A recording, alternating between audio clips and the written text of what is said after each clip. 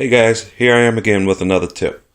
I had the misfortune of having a 2000 Volkswagen Golf TDI ALH engine motor mount fail on me. I know you guys probably know this, and it's kind of a mechanics problem. But when you're changing the timing belt, you pull the motor mount are loose on both sides. If you do both sides or you do it one side or the other side, it doesn't really make a difference. But Volkswagen, in their ultimate wisdom, use a steel bolt that goes into an aluminum subassembly, and the threads are all aluminum. So there's some people who say that because you don't change this bolt and you don't use the new stretch bolt, that the bolts have been breaking, and that's what garages tell people. Well, hey, yeah, the bolt broke, and you got to get a new motor mount, a new drive shaft, and a new engine. But let's get right into it. I looked at the helicoil solution, where people are putting helicoils. They actually drill out these holes, and they retap them and put helicoils in there, or they put sleeves in there, and that's a really good solution. But this one, which was a little more labor intensive, it's really hard to cut through this aluminum, was to cut these slots in the motor side mount. And then I took, these are the original bolts that go into the assembly. They're 3 inches. And after going to the junkyards for so many years, I have some other bolts that are exactly the same dimensions, but they're 3.5 inches. They're 3.5 inches long. That's an American standard. So I prefer to use these. So what I first did was I drilled out these holes, and I actually went past the stops on the back. So I'm going to turn it around so you can see. It's kind of funky looking, but I went past the stops on the back. Let me see if I can get you some more illumination there. And going past the stops on the back allowed me to go a little further. I don't know why those factory bolts are so short, but they are, and fortunately you can change them. So I came down roughly, was it half an inch on these? I'm covering the light here. Came down half an inch, and cut in a box that goes all the way down to the whole assembly. And then I took a standard nut that you would get off of a suspension assembly that goes, it's the same thread for these bolts, and I cut those nuts down so that they had only one little tab at the top, and the rest is all cut out. You see that? So this one fits in here, and it goes like that. Real nice. And I did all this in one evening. Didn't have any special cutting tools. I used a combination of Rotozip, Dremel, drill, chisel, all kinds of stuff. And finally, it just takes a little time. So, and this one, I actually didn't have to grind down the nut because I made the hole a little larger. And that one goes right in there. And then here's the assembly, and the assembly goes on the other side here. And I'm going to grab, and the reason why I like the longer nut, the longer bolt, is because the black mark denotes the spacer for the top here. Once you're in, here's your threads. Here's your threads. It's kind of dark where I am. Let me turn the lights on. Hold on a minute. Give you a little more illumination here. Okay, so once you're in here, the threads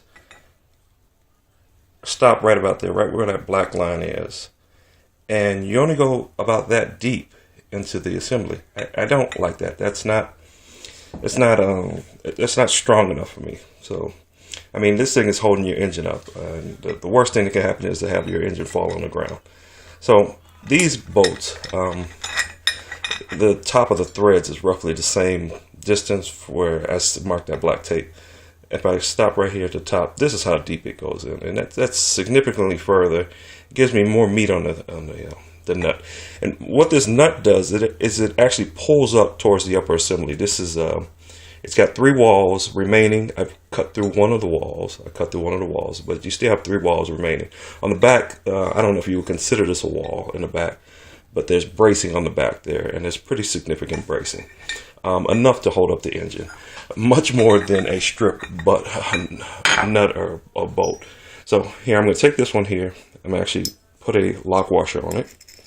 and set it through. This is the receiver side without the rubber grommet that goes to the body side. So, and then I just start tightening it up. And this is a great solution. Volkswagen should have actually considered doing this from the get-go, from day one. Just to, I mean, it's just cheap. You got 2 nuts and a bolt. They could have even used the original bolt. The original bolt works, it just doesn't give you enough play.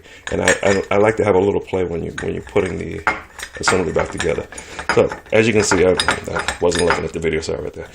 As you can see, you tighten those up, and that's going to work out great. If you have any questions, comments, or concerns, let me know. I've looked at the other solutions with the helicoil, and it seems like, it's just a headache. It seems like people with the helicoils eventually wind up buying the new motor mounts anyway. This one, I'll never have to buy another motor mount. Well, not the engine side. The other side I might have to because of the rubber dampener on it. But on the engine side, and strangely enough, Volkswagen sells them in 4 different pieces, which is, well, 5 different pieces if you count the dog bone. If you have any questions, or if you want to follow what I did here, I can take some measurements and let you guys know.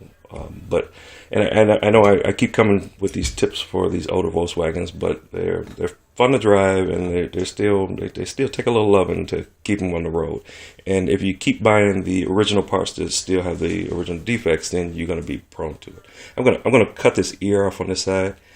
This was originally meant for a hoist or a hook to pull up, but it's really hard to get to this hidden bolt hole while that's there. And if your motor mount is failing on your car, you just change the timing belt, and you see that you have a gap between these 2 surfaces here.